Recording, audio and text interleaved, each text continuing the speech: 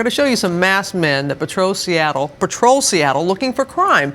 They say they're part of a growing nationwide movement aimed at making the streets safer. But are they for real? We're going to talk to three of the so-called real-life superheroes in just a moment. But first, Neil Karlinski takes a closer look. Superman can fly.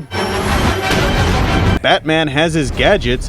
Where is he? Spider-Man has his webs and super sharp senses. That's Spider-Man. And then there's Phoenix Jones, Red Dragon, and Buster Doe, self-proclaimed real-life superheroes with no actual powers, but pretty snazzy outfits and endless enthusiasm. I'm definitely not going to let my fellow citizens be assaulted when I can say no. They patrol the not-so-mean streets of Seattle, allegedly breaking up crime when they see it. Stay back.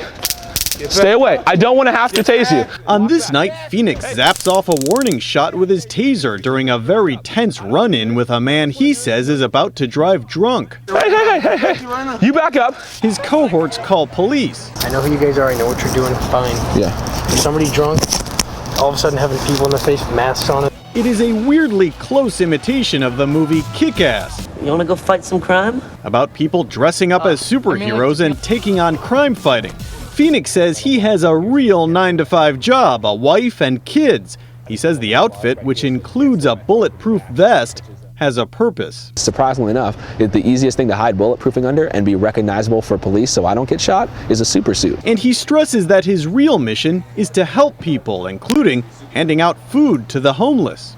Police are perplexed, worried the group will turn into vigilantes, and skeptical that they've ever actually stopped any crime. Our concern is if it goes badly, then we end up getting called anyway, and we may have additional victims. But Phoenix and his crafty gang of wannabe heroes don't plan to give up. You got it? Thank you. All right. Hi, brother. Hey, thanks, guys. Man. They have plenty of fans, and they don't care what you think of their outfits.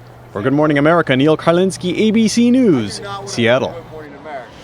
And joining us now live, Phoenix Jones, Red Dragon, and Buster Doe. Not their real names, of course. They're in costume incognito to hide their real identities. Gentlemen, thank you very much for being with us this morning. And let me start with you, Phoenix Jones. I know there's 10 in all in this group, and you call yourselves the Rain City Superheroes. And the question many people want to know, Phoenix, why? Why are you doing this? I guess it's a pretty simple message. It's just that there's citizens need to be more accountable. Calling 911 is a great start, but it's not the end-all to end-all. It's sort of waving a white flag and saying if the police aren't here, criminals feel free to just run wild in my city, and I'm not going to stand for it. It's understandable what you just said, and that's great that you want to help, but why do you feel the need to do it in those outfits? Well, I think it's a couple. I think it's a couple things. One, if you fight crime without the outfit, the police don't know who to look for. They don't know who's bad and who's good and who's doing what. This is a very noticeable outfit. And the second thing is it's a symbol. It tells people and drug dealers and criminals and anyone else that when you see this outfit and these group of people, we stand for a message. And the message is that we're against violence and we're against crimes that you're trying to do. So, right. And you have people that support what you're doing, and the police are a little bit on the fence about how effective that you've been able to be. And Red Dragon, never thought I'd say that. Red Dragon, I know that you have a wooden sword that you carry. You don't have guns. You do carry what, pepper spray and things like that, but no guns. Do you think that when someone sees you at 3 o'clock in the morning, say, with a sword, that they think that you're asking for trouble and not really there to help, but causing trouble? Actually, for the most part, I haven't even had to even pull this off of my belt. Most people don't even really notice it, especially at 3 o'clock in the morning.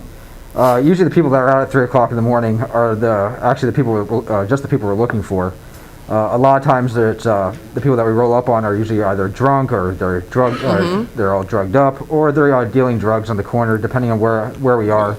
But for the most part, if you approach somebody with the right attitude, they're not really going to escalate things up. For the most part, they'll just leave you alone, or they'll have a conversation with you and walk away. Well, let me ask you guys this too, Buster. Why not become a police officer? If you want to help, why not go about it that way? Why this way? Well, this is a transition. I definitely look into something in that category in the future, but as far as right now, this is what I'm doing. And tell me, guys, I think to elaborate on that, please, Phoenix, yes.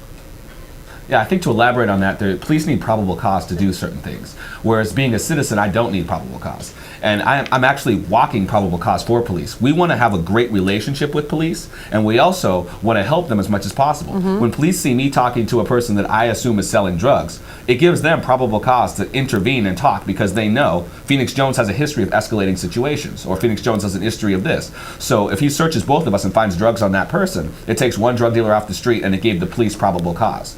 So in a weird way, we actually help the police. Not having us would be harder for them to do their job if they were to use our assistance. It's a little debatable. I mean, when we talk to the police, I know your intentions are good and all that, but police are not quite sure how effective it can be. Do you guys get dressed at home? I mean, do you have families? I mean, what do you say to your loved ones and your kids, if you have any? I do. I have 2 kids, and you know, I always tell them the same thing every time before I go on patrol. I tell them, this is the only thing Daddy could think of to make the world better for you guys, and I'll see you when I get home. And the reason for you guys to hide your identities, what's behind that? Just what you said, our families.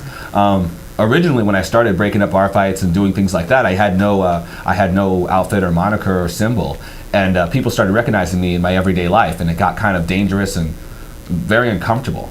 This suit is what people recognize, and when I take the suit off, I'm able to live as close to a normal life as possible, and until I put it back on and ready to defend the people of Seattle. Well, Phoenix Jones, Red Dragon, Buster Doe, thank you very much. We appreciate you joining us this morning. Wish you all the best and stay safe. Thank you. Have a good We'll weekend. try. You too. I know.